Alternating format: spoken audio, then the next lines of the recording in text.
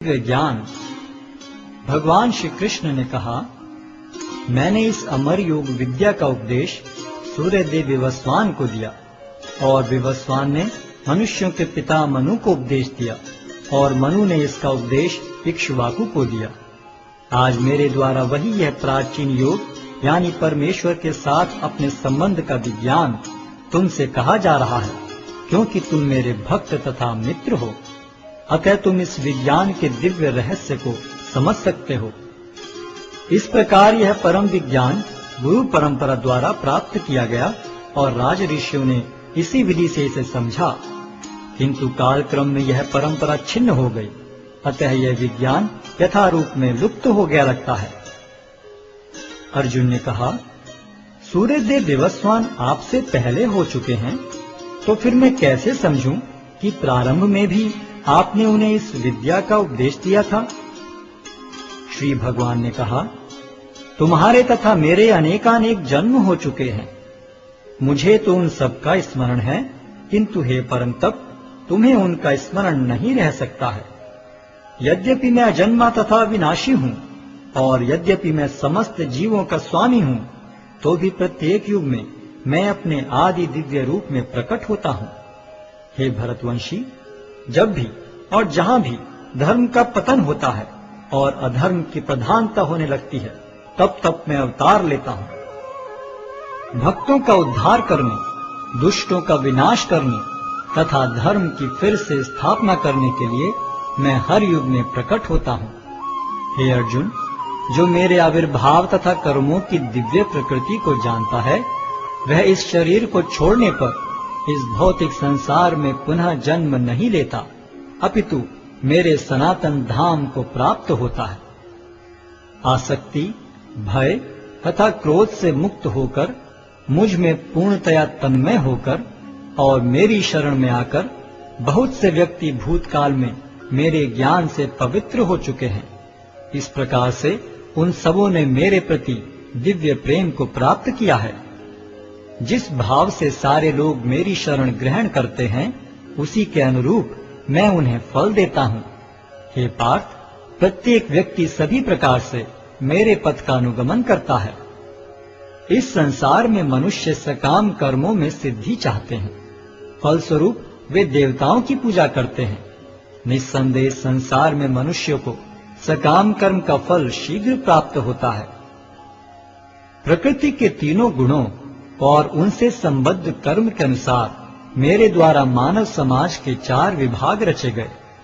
यद्यपि मैं इस व्यवस्था का सृष्टा हूँ, किंतु तुम यह जान लो कि मैं इतने पर भी अव्यय अकर्ता हूँ। मुझ पर किसी कर्म का प्रभाव नहीं पड़ता, न ही मैं कर्म फल की कामना करता हूँ। जो मेरे संबंध में सत्य को जानता है, वह भी कर्मों के फल के पाश में नहीं बंधता। प्राचीन काल में समस्त मुक्त आत्माओं ने मेरी दिव्य प्रकृति को जान करके ही कर्म किया। अतः तुम्हें चाहिए कि उनके पद चिन्हों का अनुसरण करते हुए अपने कर्तव्य का पालन करो। कर्म क्या है और अकर्म क्या है, इसे निश्चित करने में बुद्धिमान व्यक्ति भी मोहग्रस्त हो जाते हैं। अतः मैं तुमको बताऊंगा कि कर्म क्या है, जिसे जानकर तुम सारे अशुभ से मुक्त हो सकोगे। कर्म की बारीकियों को समझना अत्यंत कठिन है। अतः मनुष्य को चाहिए कि वह यह ठीक से जाने कि कर्म क्या है, विकर्म क्या है और अकर्म क्या है। अकर्म में कर्म देखता है, वह सभी मनुष्यों में बुद्धिमान है और सब प्रकार के कर्मों में प्रवृत्त रहकर भी दिव्य स्थिति में रहता है। जिस व्यक्ति का प्रत्येक प्रयास इंद्रिय तृप्ति की कामना से रहित होता है, उसे पूर्ण ज्ञानी समझा जाता है। उसे ही साधु पुरुष ऐसा करता कहते हैं, जिसने पूर्ण ज्ञान की अग्नि से कर्म फलों को भस्मसात कर दिया है। अपने कर्म फलों की सारी आसक्ति को त्याग कर सदैव संतुष्ट तथा स्वतंत्र रहकर वह सभी प्रकार के कार्यों में व्यस्त रहकर भी कोई सकाम कर्म नहीं करता। ऐसा ज्ञानी पुरुष पूर्ण रूप से संयमित मन तथा बुद्धि से कार्य करता है, अपनी संपत्ति के सारे स्वामित्व को त्याग देता है और केवल शरीर निर्वाह के लिए कर्म करता है। इस तरह कार्य करता हुआ वह पाप रूपी फलों से प्रभावित नहीं होता है। जो स्वतः होने वाले लाभ से संतुष्ट रहता है, जो द्वंद्व से मुक्त है और ईर्ष्या नहीं करता, जो सफलता तथा असफलता दोनों में स्थिर रहता है, वह कर्म करता हुआ भी कभी बंधता नहीं। जो पुरुष प्रकृति के गुणों के प्रति अनासक्त है और जो दिव्य ज्ञान में पूर्णतया स्थित है, उसके सारे कर्म ब्रह्म में लीन हो जाते हैं। जो व्यक्ति कृष्ण भावनामृत में पूर्णतया लीन रहता है, उसे अपने आध्यात्मिक कर्मों के योगदान के कारण अवश्य ही भगवत धाम की प्राप्ति होती है, क्योंकि उसमें हवन आध्यात्मिक होता है और हवि भी आध्यात्मिक होती है। कुछ योगी विभिन्न प्रकार के यज्ञों द्वारा देवताओं की भली भांति पूजा करते हैं और कुछ परब्रह्म रूपी अग्नि में आहुति डालते हैं। इनमें से कुछ तथा इंद्रियों को मन के नियंत्रण रूपी अग्नि में स्वाहा कर देते हैं, तो दूसरे लोग इंद्रिय विषयों को इंद्रियों की अग्नि में स्वाहा कर देते हैं। दूसरे जो मन तथा इंद्रियों को वश में करके आत्म साक्षात्कार करना चाहते हैं, संपूर्ण इंद्रियों तथा प्राण वायु के कार्यों को संयमित मन रूपी अग्नि में आहुति कर देते हैं। कठोर व्रत अंगीकार करके कुछ लोग अपनी संपत्ति का त्याग करके कुछ कठिन तपस्या द्वारा, कुछ अष्टांग योग पद्धति के अभ्यास द्वारा अथवा दिव्य ज्ञान में उन्नति करने के लिए वेदों के अध्ययन द्वारा प्रबुद्ध बनते हैं। अन्य लोग भी हैं जो समाधि में रहने के लिए श्वास को रोके रहते हैं। वे अपान में प्राण को और प्राण में अपान को रोकने का अभ्यास करते हैं और अंत में प्राण अपान को रोककर समाधि में रहते हैं। अन्य योगी कम भोजन करके प्राण की प्राण में ही आहुति देते हैं। ये सभी यज्ञ करने वाले यज्ञों का अर्थ जानने के कारण पाप कर्मों से मुक्त हो जाते हैं और यज्ञों के फल रूपी अमृत को चखकर परम दिव्य आकाश की ओर बढ़ते जाते हैं।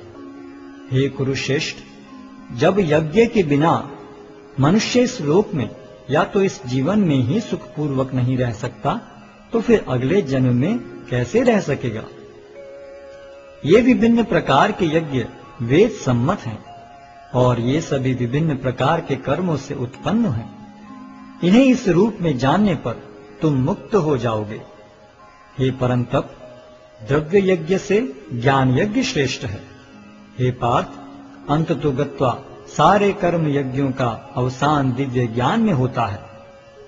तुम गुरु के पास जाकर सत्य को जानने का प्रयास करो, उनसे विनीत होकर जिज्ञासा करो और उनकी सेवा करो। स्वरूप सिद्ध व्यक्ति तुम्हें ज्ञान प्रदान कर सकते हैं, क्योंकि उन्होंने सत्य का दर्शन किया है। स्वरूप सिद्ध व्यक्ति से वास्तविक ज्ञान प्राप्त कर चुकने पर तुम पुनः कभी ऐसे मोह को प्राप्त नहीं होगे, क्योंकि इस ज्ञान के द्वारा तुम देख सकोगे कि सभी जीव परमात्मा के अंश स्वरूप हैं, अर्थात वे सब मेरे हैं। यदि तुम्हें समस्त पापियों में भी सर्वाधिक पापी समझा जाए, तो भी तुम दिव्य ज्ञान रूपी नाव में स्थित होकर दुख सागर को पार करने में समर्थ होगे। जैसे प्रज्वलित अग्नि ईंधन को भस्म कर देती है, उसी तरह हे अर्जुन, ज्ञान रूपी अग्नि भौतिक कर्मों के समस्त फलों को जला डालती है। इस संसार में दिव्य ज्ञान के समान कुछ भी उदात्त तथा शुद्ध नहीं है। ऐसा ज्ञान समस्त योग का परिपक्व फल है। जो व्यक्ति भक्ति में सिद्ध हो जाता है, वह यथा समय अपने अंतर में इस ज्ञान का आस्वादन करता है। जो श्रद्धालु दिव्य ज्ञान में समर्पित हैं और जिसने इंद्रियों को वश में कर लिया है, वह इस ज्ञान को प्राप्त करने का अधिकारी है और इसे प्राप्त करते ही वह तुरंत आध्यात्मिक शांति को प्राप्त होता है। किंतु जो अज्ञानी तथा श्रद्धा विहीन व्यक्ति शास्त्रों में संदेह करते हैं, वे भगवत भावनामृत नहीं प्राप्त करते, अपितु नीचे गिर जाते हैं। संशयात्मा के लिए न तो इस लोक में न ही परलोक में कोई सुख है। जो व्यक्ति अपने कर्म फलों का परित्याग करते हुए भक्ति करता है और जिसके संशय दिव्य ज्ञान द्वारा विनष्ट हो चुके हैं, वही वास्तव में आत्मपरायण है। हे धनंजय, वह कर्मों के बंधन से नहीं बंधता। अतएव तुम्हारे हृदय में अज्ञान